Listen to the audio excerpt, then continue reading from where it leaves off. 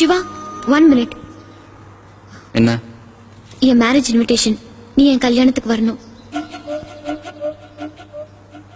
ஒரு இன்விடேஷனை வேஸ்ட் பண்ணாத. நான் வரமாட்டேன். ஏன்? நீ காதலிக்கலன்னு சொன்னப்போ அது ஊருப்புன்னு சொன்ன எனக்கு நீ இன்னொருத்தனுக்கு சொந்தமா வரத பாக்குற மனசு இல்ல. சென்டிமெண்டா?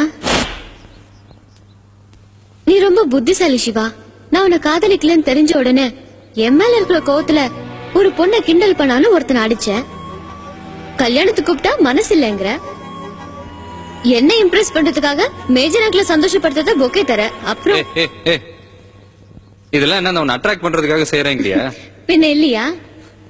இத பாரு, என்ன செஞ்சாலும் உன்ன மாதிரி பொண்ணுங்களுக்கு எல்லாம் காதல்னா என்னன்னே தெரியாதுன்னு எனக்கு தெரியும்.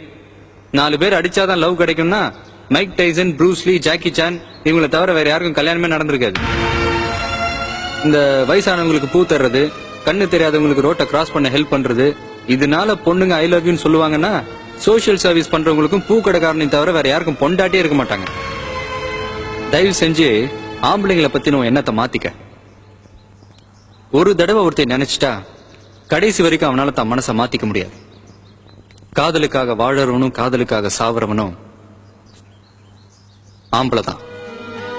ஒரு ஷாஜஹான் தான் இறந்து போன தான் பொண்டாட்டி நினைவா தாஜ்மஹாலை கட்டினானே தவிர உலகத்துல எந்த பொண்ணாவது தான் புருஷனுக்காக ஒரு குடிசையாவது கட்டியிருக்கான்னு சொல்ல முடியுமா? காதல் தோல்வினா ஆம்பளை தற்கொலை பண்ணிக்குவான்.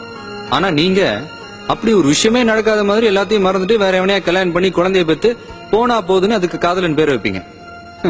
அது தவிர வேற என்ன செய்வீங்க? உங்களுக்கு எல்லாம் அம்மான்ற ஸ்தானம் மட்டும் இல்லைன்னா வேஸ்டியா?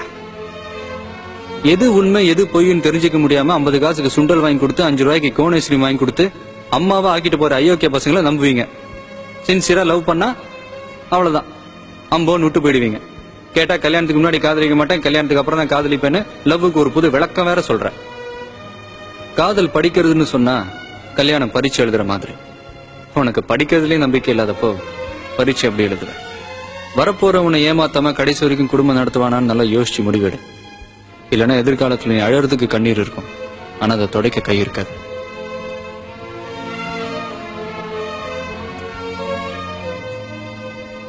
இங்க என்ன தோணுதோ அதை பேசுவேன், இங்க என்ன தோணுதோ அதை செய்வேன்.